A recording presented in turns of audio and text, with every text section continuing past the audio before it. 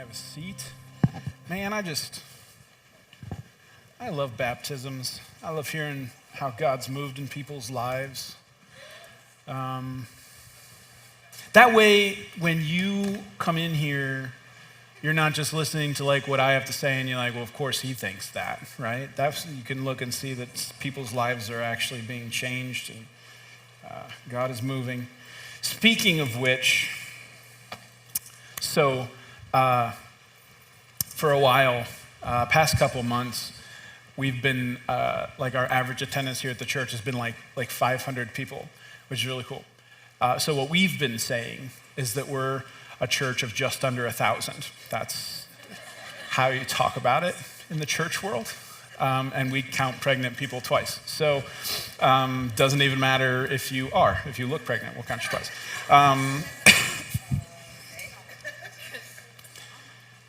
But this past weekend, Easter, we had just over 1,000 people on Easter, which was really cool.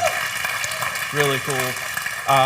And a lot of people deciding to take a next step in their faith. So my assumption is that we're going to be using that baptismal a lot more here real soon. And actually, I think there's going to be a bunch of teenagers. And that's really cool. That's really cool. So, yeah, God is up to something. All right, so we're starting a new series today. The way I want to introduce it is I want to talk about English class. So English class, remember English class? I know everybody always dunks on math class, like, I hated math. I hated English class, and here's why. I know, you're like, yeah, we can tell, shut up.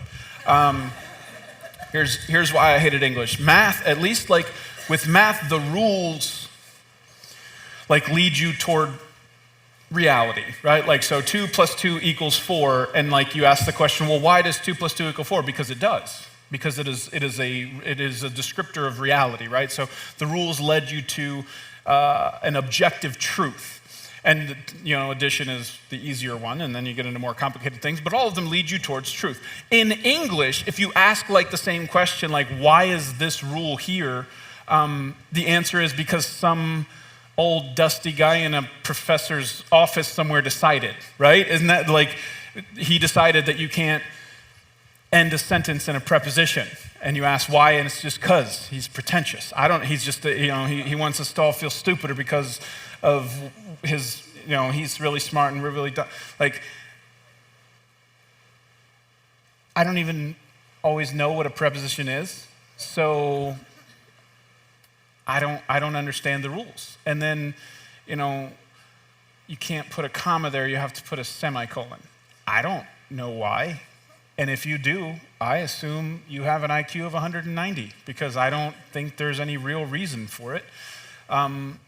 So English class, the fact that it was subjective, and maybe that's a little my own thing, my own problem, because I tend to be a little bit of a rebel and I don't like people telling me what I perceive to be arbitrary rules. Math class resonated a little bit more. However, with that said, we're starting a sermon series today about a word.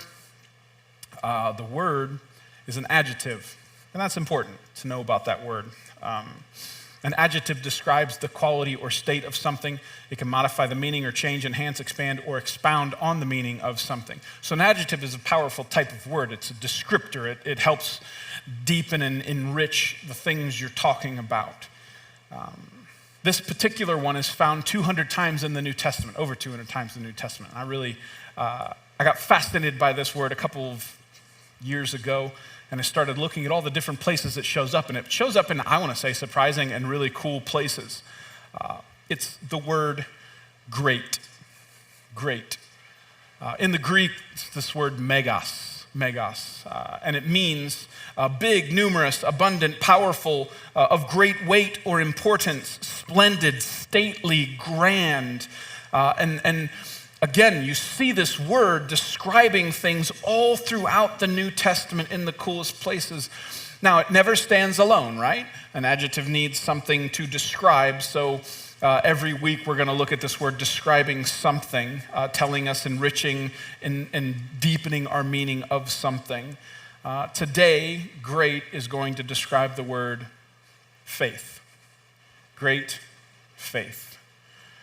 We see these two words smushed together in our story today. So here's what I want to assume about you. I want to assume that when you hear the words great and faith pushed together, that you on some level are like drawn to that. That if someone was going to describe your faith, you'd maybe want great to be one of the words that they would want to use for that. That you would say, yeah, that would be really cool if somebody was talking to me and said, oh, their faith is a great faith. So hopefully you're drawn into that. Hopefully you want to lean in a little bit and hear what all that means, because we're going to look at a story today where these two words are put on someone, and I want to see what all goes into that. Now, the story's a surprising one. It is. I'm just going to brace yourself. It's surprising. We will start in Matthew chapter 15, starting in verse 21. Then Jesus left Galilee and went north to the region of Tyre and Sidon. A Gentile woman who lived there came to him pleading, "Have mercy on me, O Lord, Son of David, for my daughter is possessed by a demon that torments her severely." Okay, so kind of giving us the setting and the characters here. Jesus is traveling along and he runs into a woman. The descriptor we get about this woman is that she's a Gentile woman. If you don't know what Gentile means, in the Bible, that just means somebody who's not Jewish. Okay, so you got the Jewish people and you got everybody else. So this woman is one of the everybody else's. So are we. Now, that's an important detail, maybe not to you. You're like, who cares? But in the story, it's a really, really, really important detail that she's not Jewish. Jesus did not interact with very many people who weren't Jewish. And in the Bible, it's really hard for me to kind of give you the gist of just how important the people of Israel are in the Bible. I mean, the entire Old Testament follows their story, and God talks about them as the chosen people, right? You're familiar with this, that the Israelites are the chosen people, and God talks about working through them on the earth. They're supposed to be this conduit through which God moves on the earth, and by and large, in their entire history, they're terrible at it until Jesus shows up. But really, really important, and I'm not just harping on a detail, it's really, really important in this story that she's not one of them. But here she is, and she's begging Jesus, right, pleading with him for her daughter, who evidently has a demon. She's being tormented. Now, we don't know how she knows that. We don't know what all goes into that. We don't know any of the details about that, but it sounds unpleasant, right? Sure, her daughter is in a really bad place, and she is begging Jesus for help. Now, what comes next is super surprising. If you know stuff about Jesus, you probably have a guess of how you think he might respond to something like this. A desperate woman trying to help her daughter. But whatever your assumptions would be if you don't know the story, they're going to be wrong. So verse 23, here's what happens. But Jesus gave her no reply, not even a word. Then his disciples urged him to send her away. Tell her to go away, they said. She's bothering us with all her begging. What? Like that's so surprising. I mean, he ignored her. He didn't answer her. He was silent. It's so surprising that if you didn't know this story was in the Bible and somebody came up to you and said, is this story in the Bible based off of everything else you know about Jesus, you'd probably be like, no, somebody made that up, right? That doesn't sound like the Jesus I know at all. He would never do that. But he did. Now, why? You know, the disciples and their whatever, you know, they kind of mock her, which makes it even worse, right? She's bothering us with all her begging. Dude, are you serious? Like, her daughter's in this horrible place. You guys are going to mouth off like that. I kind of expect that out of them because they're idiots pretty much all the way through the Gospels, right? So that's like par for the course. But what is going on with Jesus here? On the surface, this doesn't make a ton of sense. Now, I'm going to attempt to answer that, but I just want to warn you that the answer isn't going to be super satisfying. But there is some reasons. But before we get to that, I want to look at this, though, for a minute. I think this is an important part in the story that we kind of disassociate from this, but lean in a little bit here, because have you ever prayed for something and felt like Jesus gave you no reply, not even a word? Have you ever felt like that? Because like as much as we feel like this is a surprising thing, actually for us, I want to say that's pretty normal human experience, right? Even for the most grizzled prayer warriors in the room, we've all felt this, I'm pleading to God for something and I get not even a word back. I get no reply back. So this story is really important because I think we've all been here before. We've been where this woman is. Now, the details are a little bit different, but we know how this feels. And I guess, I don't know if this is comforting at all or not, but if you've ever prayed and heaven's just been silent, you're not alone in that? I guess I hope that's at least some level of comforting, because then at least you can know that it's not you. Right? Like you're not the only one that's experiencing this, that there are others who experience it as well. Now, here's what I want to ask you. If you're her in the story and you go up and you plead and beg for Jesus to do something for your daughter and he literally ignores you, and then some of his followers start kind of making fun of you, what would you do?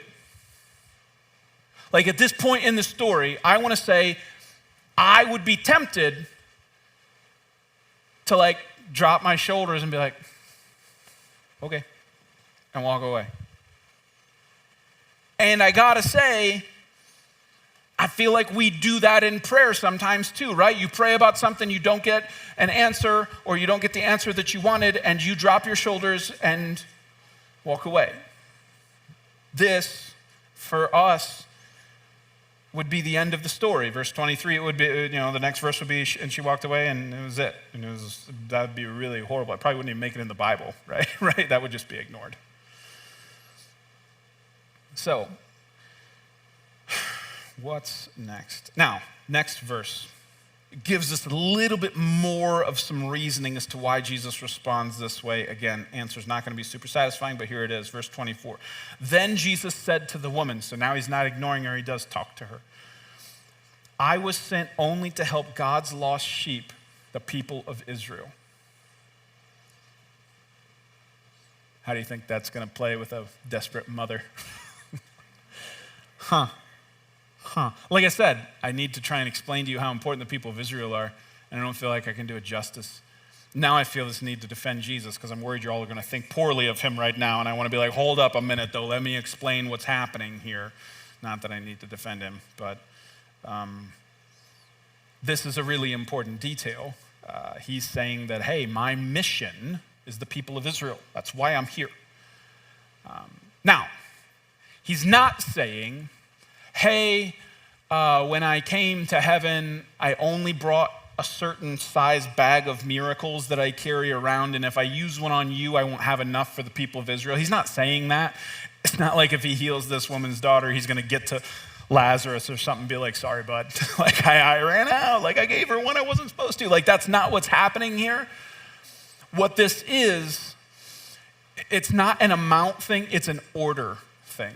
An order, if you've ever read the Bible, you know that order is really, really important all throughout the Bible. So what Jesus is saying is that his mission is Jews are supposed to be first in this, and then the Gentiles are brought in.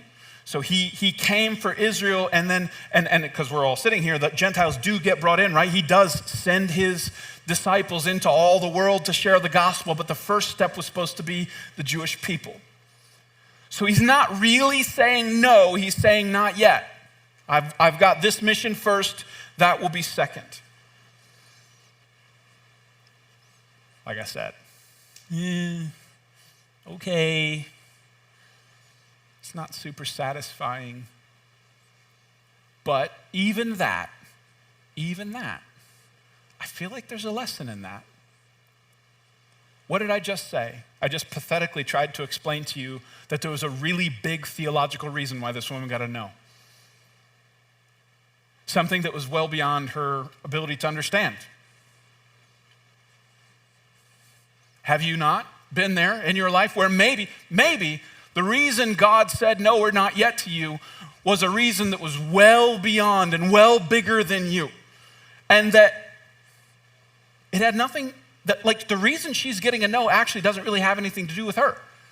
It's a grand cosmic thing that's happening that was set in motion before the time began, and this grand story that God is writing, and the people of Israel are supposed to get the gospel first, and then it's supposed to go to the Gentiles. It's this huge, massive, theological, cosmic thing that's happening, and that's why he's saying not yet.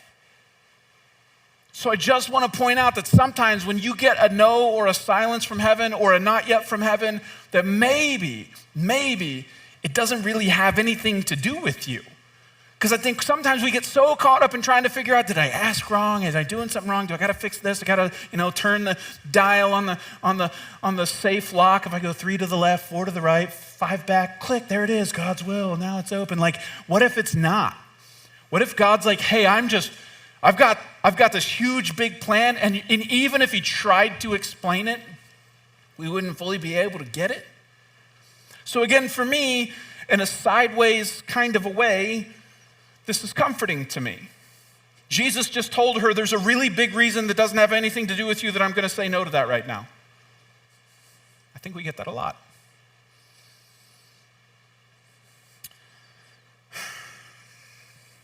The reason's bigger than you. All right, so now, again, I want to ask you. First, he ignored her. The disciples kind of made fun of her. Then he turned towards her and he said this. If you're her, what do you do? He told her now. It's not really ambiguous. Before, you weren't sure. He was ignoring her. And now he turned to her and said, hey, I came for the lost sheep of Israel first. What would you do? I mean, Jesus just kind of told you no. Would you walk away? I would think you could even argue that if you say, I'm going to walk away at this point, that you're like, not obeying him, but like having like high respect for Jesus. Oh, okay. And walk away. But again, it's not what's going to happen here. Verse 25. But she came and worshiped him, pleading again, Lord, help me. Okay, so the progression here is interesting. It implies that she wasn't super close to him when she first engaged him. Maybe she was a little bit of a ways away and she was hollering. And even when the disciples say, she won't leave us alone, like you kind of get the impression that they're walking down the road and she's like walking from a distance. And Jesus really is like, there's the lost sheep of Israel, I got to go do this. Like he set his face towards them. And then when the disciples are like, tell her to leave us alone, he turns to her and he says this. And it's like when he turned to her and spoke to her, even though it wasn't words that she wanted to hear, she was drawn in by that and she comes to him. And I feel like, the disciples, Jesus' posse, walking around him, like she probably gave Peter a shoulder as she got in there and she had to get in. And she comes up and it says that she worships him. There's a posture here where she lowers herself and she calls him Lord. She gives him a title and again pleads, help me. This is a gut-wrenching story.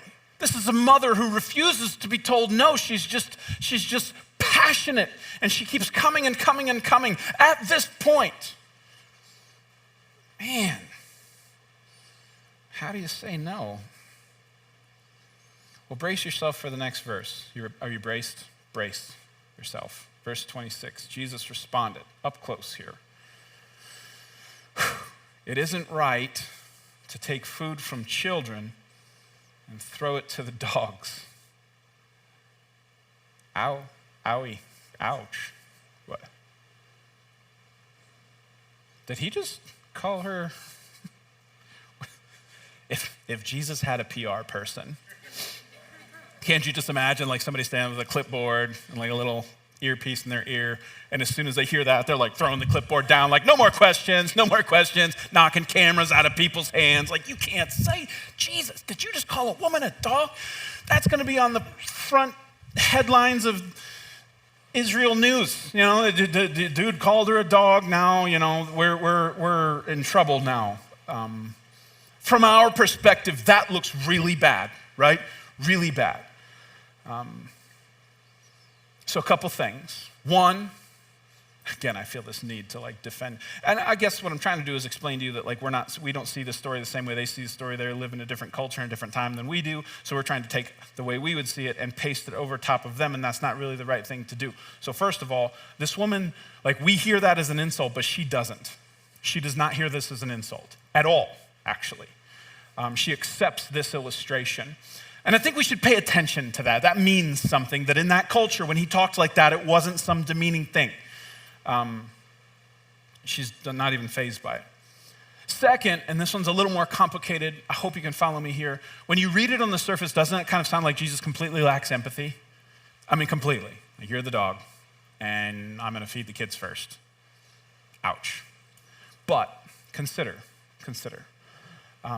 Remember what the woman's asking for. Why is the woman there?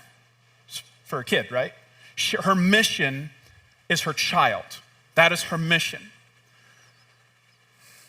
So in the little illustration, you're focusing on the dog, but hold on for a minute. What if what if instead of a lack of empathy, what if this is really, really highly empathetic? Because in the illustration, stop focusing on the dog. He's using children as his example with a woman who is there for her child. So he says, hey, I'm here for the children of Israel.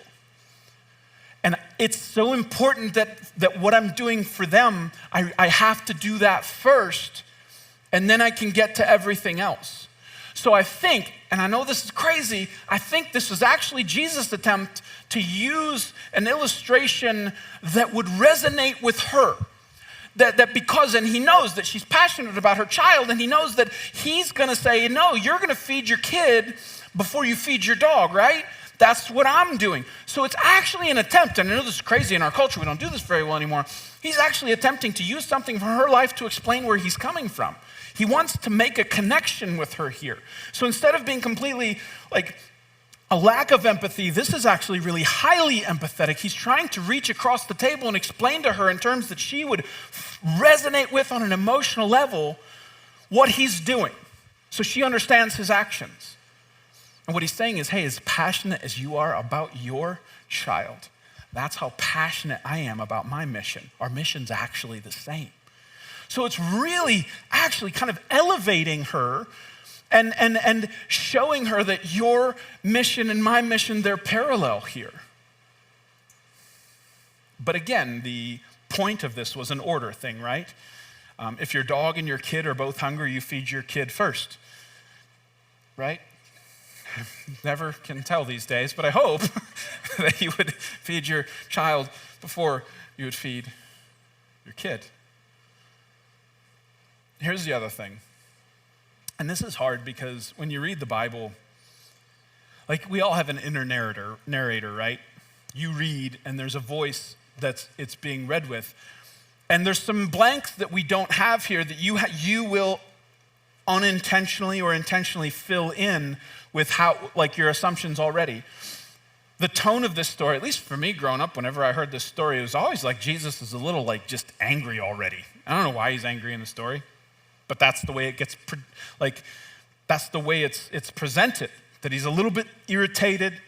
This one's hollering at him, I'm here for Israel. I'm not going to take food from my kid and give it to dogs. And if you read it like that, he sure does seem like an angry, what is this story doing in there? It doesn't fit with anything. Which, for me, since it doesn't fit with anything, let's read it in a different tone of voice. What if that's not the way he was? What if his heart was breaking as he, the parent here, is saying, I have to do this first.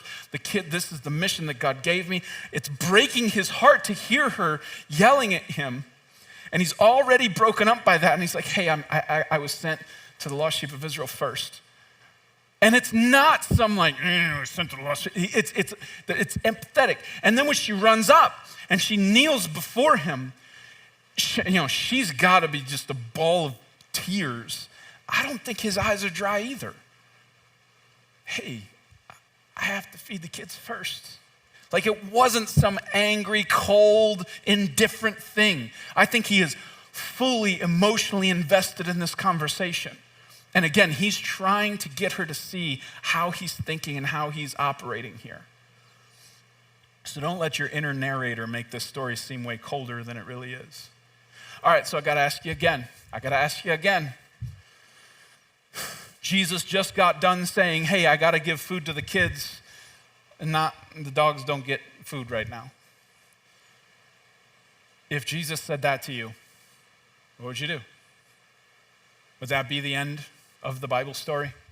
Would you be like, okay, and walk away? Because again, I got to say, I feel like it'd be really tempting. And again, I think you could even make some kind of like theological argument that you probably should walk away. That how dare you come back again? Like he's told you no like 3 different times already. You could make the argument that you're supposed to. And again, in prayer, I think we kind of get sucked into that. I keep asking, he keeps saying no. Maybe I'm an idiot. Maybe I need to stop praying for this. Maybe this is some kind of sign that he wants me to stop. But the next verse, man, she's not thrown by this, man. She's just not thrown by this. Verse 27. That's true, Lord. But even the dogs are allowed to eat the scraps that fall beneath their master's table. She doesn't even blink. I'll be the dog in this story. My kids are messy eaters. I'm going to get some food. She just rolls with it. I mean, she's just begging for anything. I'm not demanding to be put at the table. I'll sit under it. Just don't kick me out. Don't push me away. Let me pick up some of the scraps here. So she doesn't give up. She doesn't give up. Now, again, try to imagine if you know the story, just try to imagine not knowing the end of the story. What does the momentum of the story seem to be telling you here? Doesn't it feel like this only ends one way? Doesn't it feel like Jesus is going to like pat her on the head and be like, I'm sorry, and walk away? Doesn't that feel like the direction of the story at this point? That's what's so important. Again, Christians, I think we read these, it's almost like our familiarity somehow steals the power away from some of these stories, because you're supposed to be surprised by the next verse. It doesn't seem like the next verse is going to happen at all. It seems like that she's going to get a no, and he's going to go after the lost sheep of Israel like he's supposed to. This story is supposed to surprise you. And it does, because I got to tell you, this next verse is absolutely mind-blowing, and I don't even think I'm going to be able to remotely do it justice, but I'm going to try. I'm going to read it to you in the King James Version because it begs to be read in the King James Version. So keep in mind the scene here. She's on her knees in front of Jesus crying out, saying, hey, I'll take the scraps. Here's what he says. Then Jesus answered and said unto her, O woman, great is thy faith. Be it unto thee even as thou wilt. And her daughter was made whole from that very hour. This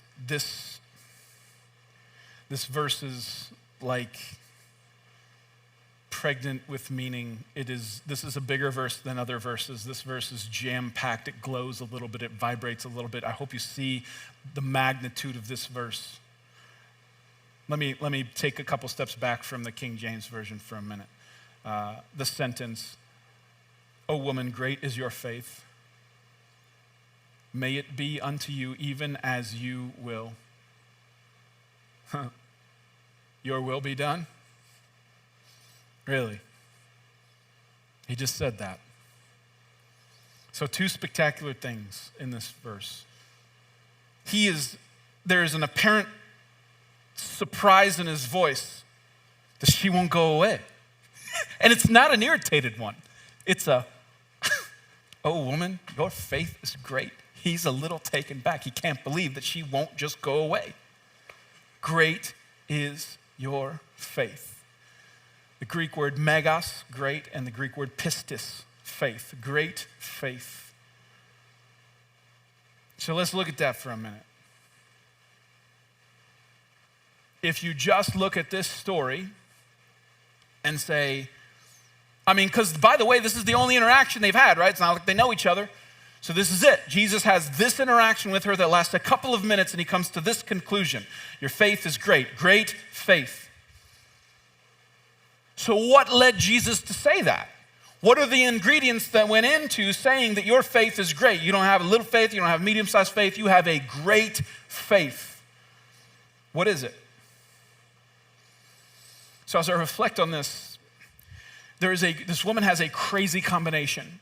And it's a really hard one to get. I think it's easy to have one or the other, but she has two things that are incredibly hard to hold on to at the same time, but she has them. I think that's really what happens here. So the first thing, and it's kind of obvious, is that she's stubborn, right? That's the first ingredient to great faith, is stubbornness.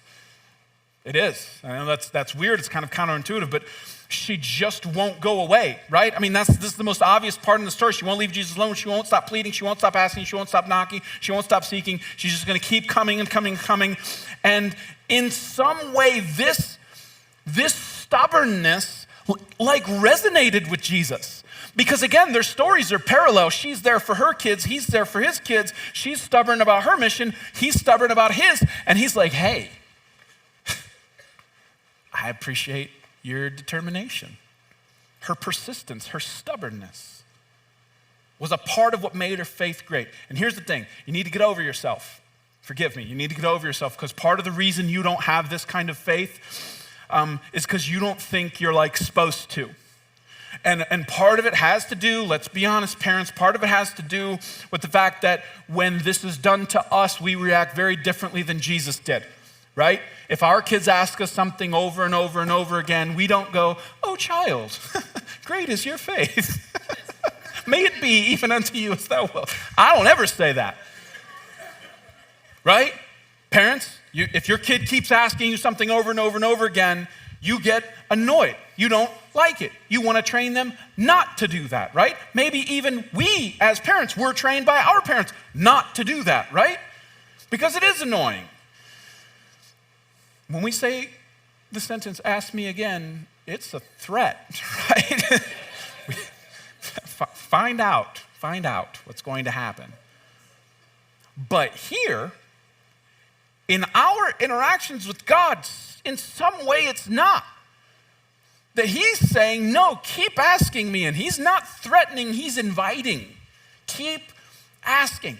What if part of the reason if you're honest and you're sitting there going, I don't think the word great describes my faith. What if part of the reason that is because you're too polite with God? I know that's weird to say. But maybe you ask him one time and go, he knows. He knows. And you have, and part of it is like you have a high view of God, so it's like under the umbrella of respect that you say, I asked him one time, I know he's infinite, I know it's not like he forgot, right? It's not like he wrote it on a post-it note and like stuck it to the throne and it like fell down and got in between the cushions. Do you think his throne has cushions? I don't know. But like it's not, you know that didn't happen. So you, because of your high view of God, say, I'm just gonna ask him one time and I'm gonna be respectful and wait in the corner until he says yes or no. But in this story, Jesus seems to really appreciate her not leaving him alone. What if you're too polite? What if you're too polite? Because there are some good reasons to be persistent in prayer, and the first one is obvious. I think it actually does something. I think Jesus actually wants us to be persistent and stubborn in our prayer life. Ask me why, I don't know.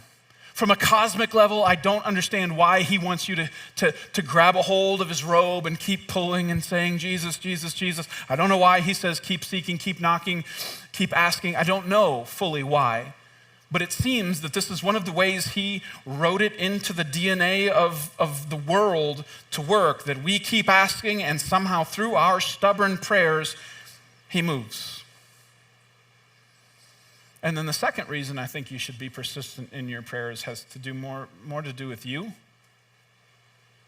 Maybe persistent prayer does something to you. Maybe as you pray about something again and again and again, you're not just saying the same words. Maybe there's a deepening of your thoughts about the thing that you're praying for. Maybe it's causing you to converse with God about that thing more and more and more and more. And maybe it more well rounds your thoughts and your feelings about that thing. Maybe it gives you time to tease out some of your motives as why you're asking it. And it deepens your spiritual life through that. Stuff happens both in the heavenlies and stuff happens in your heart when you grab a hold of God and you say, I'm not letting go. I'm just going to keep asking and asking and asking. And I want to really pound this home. Look at Luke 18:1. This is a crazy sentence. This is Luke writing about the story that Jesus is about to give, and this is Luke's commentary. Luke says, one day Jesus told his disciples a story to show that they should always pray and never give up. So Luke's like, this is why he told the story, so that you would keep praying, so that you wouldn't just ask one time and stop. He's going to tell these stories, and the story's crazy. You probably know it if you've been a Christian for a while. It's this woman who has to go to a judge, and he points out that the judge is not a Christian, not a God-fearing man, and the woman comes and asks him for something, and then she just keeps asking until the judge goes, this woman's driving me crazy, I'm just going to give her what she wants. And then Jesus, at the end of that story, says, pray like that. And then think about it. Just think about it with me for a minute. If you're familiar with the Gospels, think about all the little micro stories that really hold up a stubborn persistence in prayer. Remember blind Bartimaeus, who's sitting by the side of the road? He's blind, and he heard that Jesus was walking by, and he starts screaming, Son of David, have mercy on me. And everybody around him says, shut up, Bart. We don't want to hear it. And he just keeps getting louder and louder and louder and louder in desperate, stubborn persistence. He just keeps saying Jesus' name until the point where Jesus says, get him. Bring him here. What about the four friends? Remember the four friends who had a paralyzed, their friend was paralyzed, and they get to the house, and the house is so crowded that they can't even get close to it. So instead of giving up, they go around to the back and bust a hole through the roof and lower their friend down into Jesus. There's some crazy stubbornness there.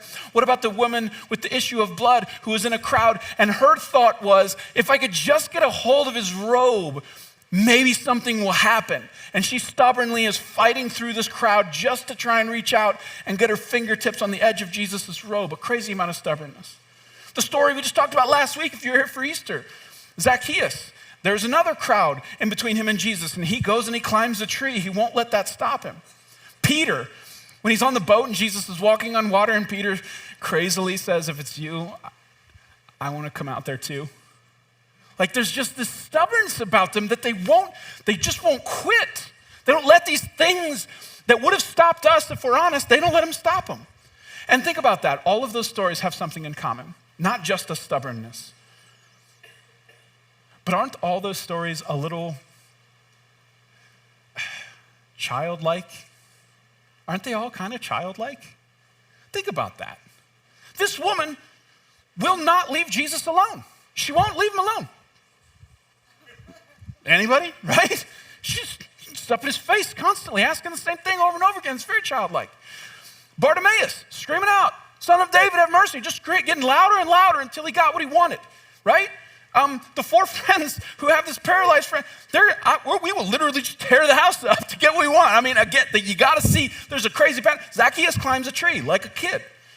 Peter asks the silliest thing ever. If it's really you, I want to come out there. That's the way I want you to prove it. They're all childlike.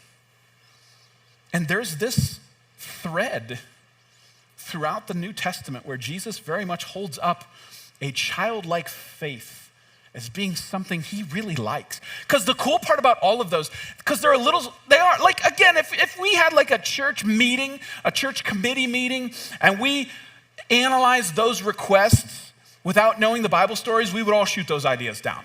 No, Peter, you can't ask to go walk on water. That's dumb. No, guys, you shouldn't tear a roof off a house to get to Jesus. No, Bartimaeus, you shouldn't keep yelling. Like, we would talk them all out of it. We would. But the common thing about this idea of being childlike is that they all have this incredibly elevated view of Jesus. Like he's going to do something crazy, right? She really believes, she's getting in his face constantly asking, because she really believes that all he has to do is say it and her daughter's going to be healed. Bartimaeus really believed that his blind eyes were going to see. The four friends really believed that their friend was going to walk. The woman with the blood really believed it was going to stop. Zacchaeus really believed Jesus was going to do something. Peter flipped his leg over the side of that boat and believed it was going to hold him. Their childlikeness was a high view of God and a high view of believing that he was going to do something amazing. So that's the first ingredient. She has stubbornness. Now the hard one to put together with that, and because stubbornness is, I want to say easy, but maybe that's my personality.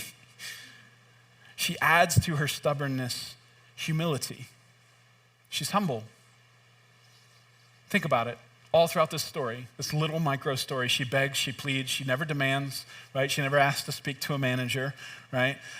She doesn't flip out on any of the obstacles that get thrown in her way. She bows before Jesus. She calls him Lord. She accepts the role of dog in the story, and she just says, I'll take the scraps, just don't leave me. She's humble. She's humble. That is a really hard combination to hold. She has stubbornness and humility. And Christian, listen, we should be humble before God. He is the creator God of the universe. He wrote history. He wrote your DNA. He died on the cross in your place for your sins. There should be no entitlement with us. So which one do you lack? Do you lack stubbornness? Do you pray and when heaven seems silent, do you just give up? When you pray and you get a not yet, do you walk away? Is that you? Do you need a little more stubbornness? Do you need a little more childlike stubbornness in your faith? Or maybe you're on the opposite. Maybe you lack humility. Maybe you don't ask. Maybe you demand. Maybe you have a little bit of an entitled attitude with God, like he owes you something. And it makes no sense. You can't have that attitude with God. Every good thing is a gift from him. Every breath is mercy. A humble stubbornness. A humble stubbornness.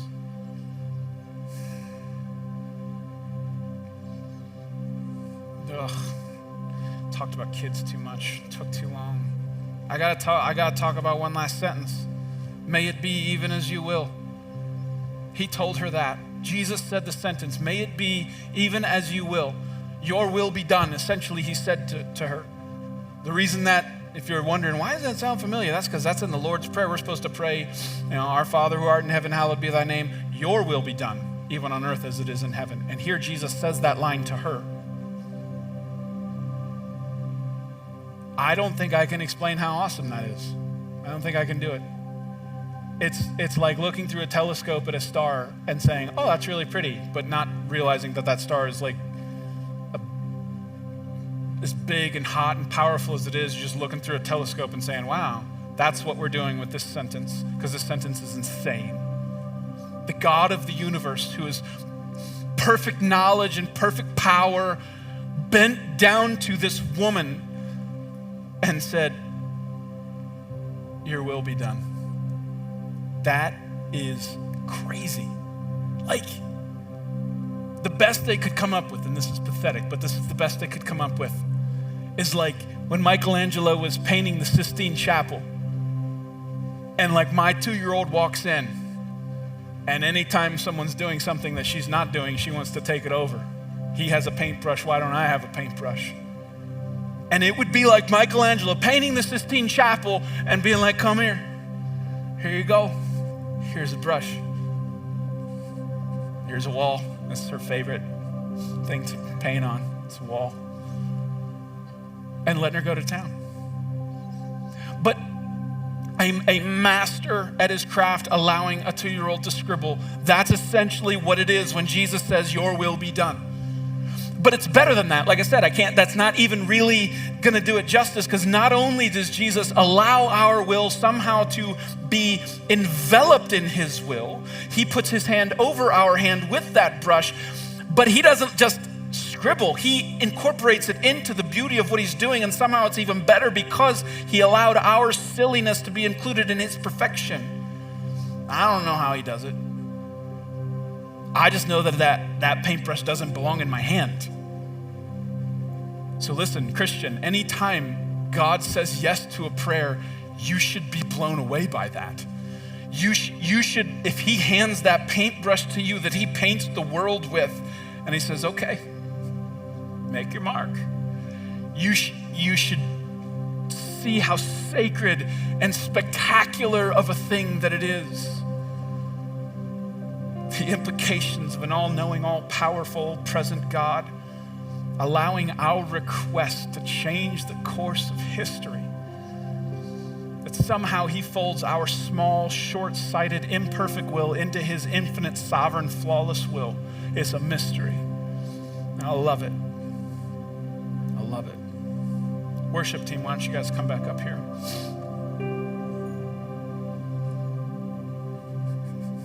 What if we viewed prayer? I mean, you got to picture that scene. I think that woman bowed before Jesus. I think that when Jesus said, "Oh woman, great is your faith. Let it be even as you will." I think he got down on her level. I don't have any proof of that, but I think he kneeled down and he lifted her chin up because she was making the dirt wet with her tears. And I think he lifted her chin up and he said, "Dear woman, great is your faith. May it be even as you will." And then you have to picture sitting at your table, your dog annoyingly whining under the table, and Jesus just knocked something off and said, "There you go." Man, if that's not a perfect picture of him saying yes to prayers. So here's what I want you to do. They're going to sing a song. Maybe what you need to do, maybe you don't need to sing right now. Maybe you need to pray. Maybe there's been something that you've been put off. Maybe you stopped praying about something and today you need to start praying again. Or maybe there's something you haven't even dared pray about because it's just whatever. You haven't prayed it. Or maybe today's the day you bring it back. Take this time. Go before the King. Jesus, I thank you for this insane honor. That paintbrush that none of us have any business holding. Our will folded into your will. I don't know how you do it, Lord. Thank you for that honor. I pray for some people right now, Lord, that they would be more stubborn in their prayers. They would be more stubborn in their faith. I pray for others, Lord, that they would be more humble. They would ask, that they would know that they don't deserve it.